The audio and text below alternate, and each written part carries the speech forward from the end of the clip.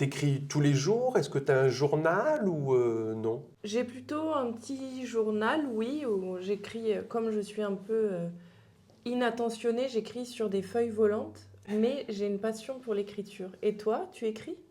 J'écris beaucoup. J'essaye d'écrire vraiment écriture manuscrite le plus possible pour pas perdre Mhm. cette compétence. Mais en général, j'écris beaucoup pour préparer des cours ou faire des listes de D'accord. choses que je dois pas oublier.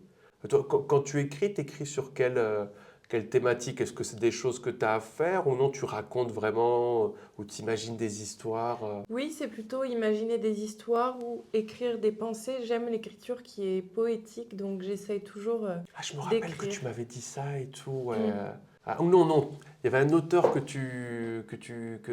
un auteur que tu lisais qui avait une écriture très Oui, poétique. On avait parlé de ça. Christian Bobin. Alors, toi, tu dirais donc que tu as un style plutôt poétique, non, dans ton écriture? Oui. Qu'est-ce que c'est pour toi un style poétique?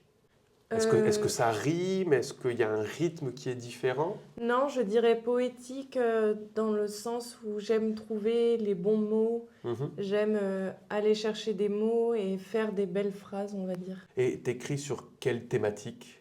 Plutôt, ce que j'aime, c'est des pensées sur la vie Mhm. et j'aime écrire pour garder une trace.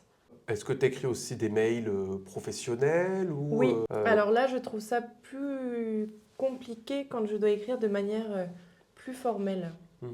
Qu'est-ce qui est plus difficile pour toi? Parce que il faut rester clair ou parce Oui. que c'est des formules qui sont un petit peu plus spécifiques ou faire attention à pas avoir des mots du registre amical dans un contexte professionnel? Disons qu'il faut être clair, il faut savoir passer le message de manière assez courte et formelle. Je pense que c'est une écriture qui est beaucoup plus structurée, Mhm. avec beaucoup plus de formules, de politesse. Donc je trouve ça plus difficile. Et toi, j'imagine que tu envoies beaucoup de mails.